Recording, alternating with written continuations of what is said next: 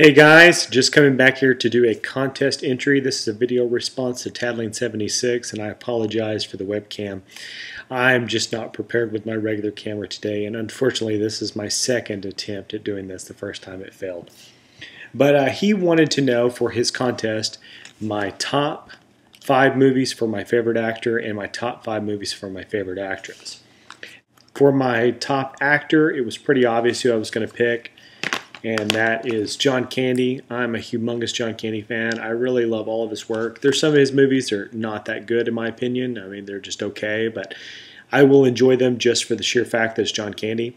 This is my all-time favorite John Candy movie, and I think this is probably the movie where, in my mind, he stands out the most because he's both a comedic actor in this and he's also a dramatic actor. I think it gives him a good range. It's kind of the perfect balance of seeing him as a normal person and getting to see his funny side as well.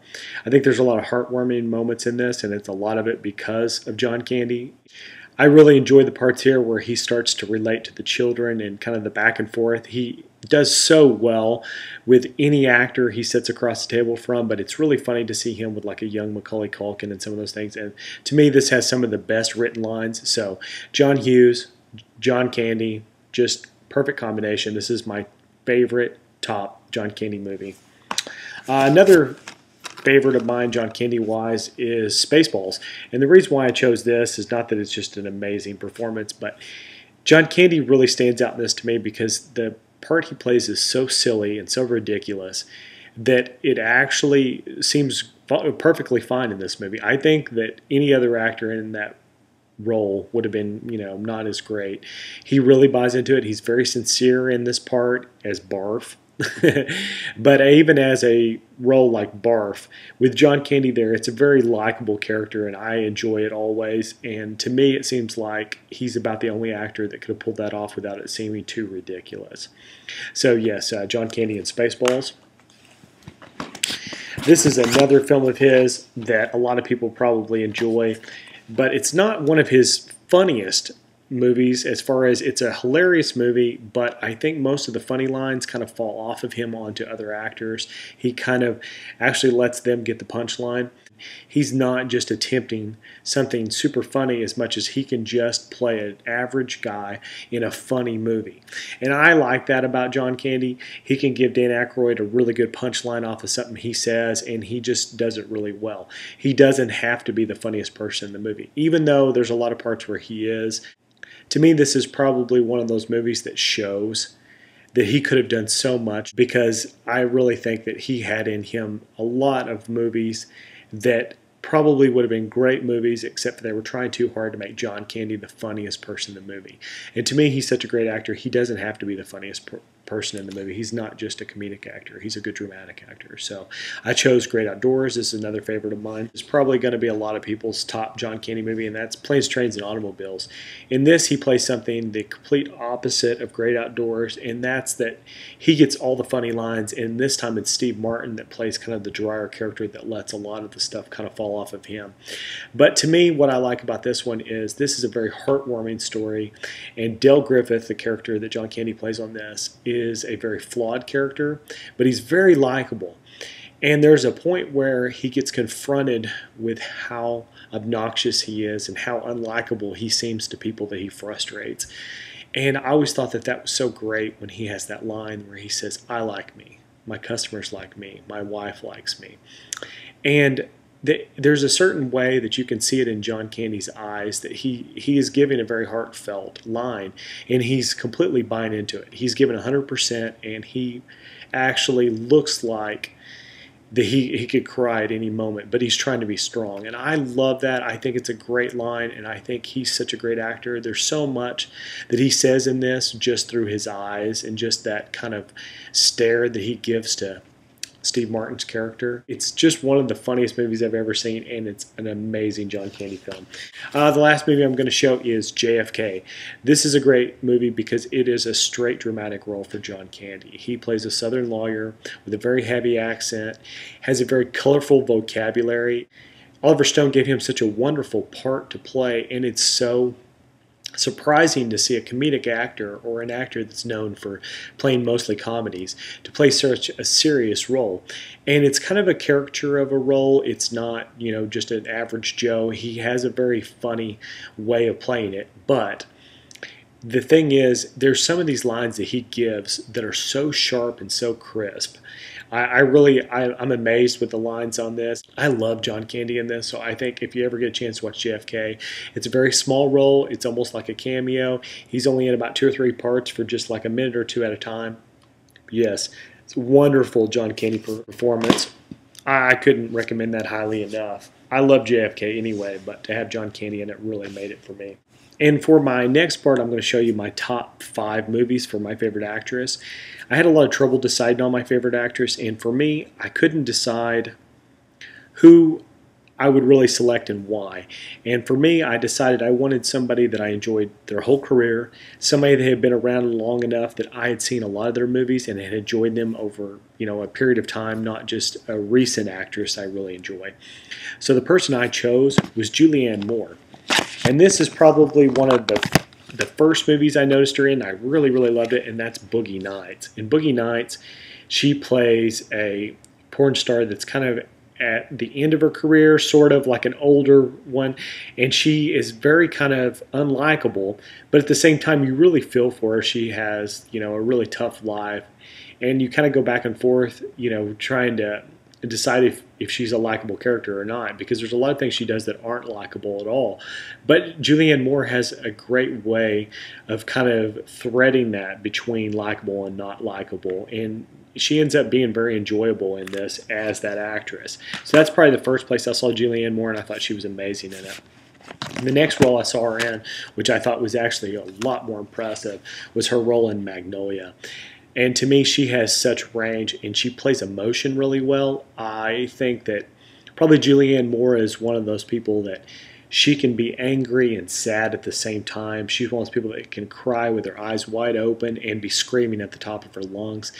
And to me, if it's set in the right movie with the right tone and the right script, that's kind of like all you really need to push it up to that level to make it, very believable.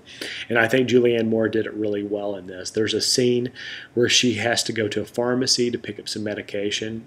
It's almost too hard to watch because you can just see how frustrated she is, and she does it in a way that's very believable. And to me, when I watch it, I forget that she's an actress playing a role. It really seems like that is happening to a real person. And I love that about Julianne Moore. I think she really envelops herself into her character. The next movie I want to show you is a very different movie that Julianne Moore did, and that's Evolution. This is the first time I'd ever seen her do comedy. She's not really known for doing comedy, and I was very hesitant to think of her and David Duchovny playing this comedic role along with Seann William Scott and Orlando Jones. Seann William Scott and Orlando Jones were big comedic actors at this point when this movie came out.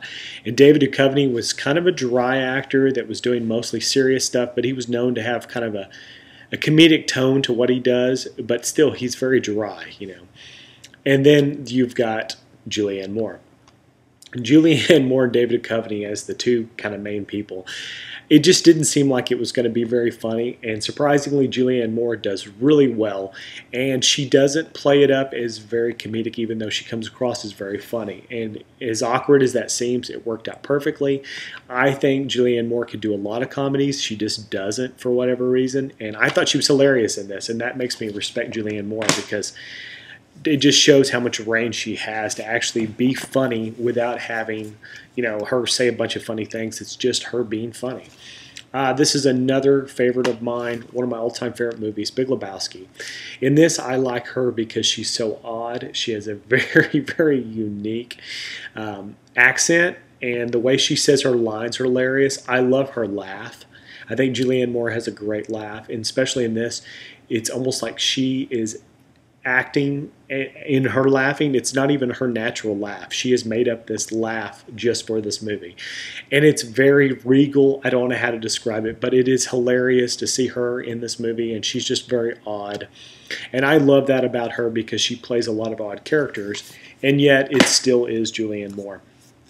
The last thing I'm going to pick, I'm going to give a very specific reason because a lot of people do not like Julianne Moore specifically for this movie. I personally enjoy it a lot because of her. And the movie I'm going to be talking about is one of the movies in this set, which is Hannibal. I like Hannibal. I think a lot of people didn't enjoy Hannibal specifically because it's not as much like Silence of the Lambs as they'd hoped. I enjoy it because it's something very different. It's set in a different decade. It's a different, type of movie. There's different kind of pacing. It's just a different kind of movie. It's kind of a bad way to go for most sequels because there's very high expectation. I see why people, didn't enjoy Hannibal just because of that high expectation. To me, I think it's a great film. What makes it important as a big Julianne Moore movie for me is by replacing the actress as Agent Starling. Jodie Foster was so good as Agent Starling in the first movie. Julianne Moore had very big shoes to fill by trying to take over as Agent Starling. And I think a lot of people never got past that.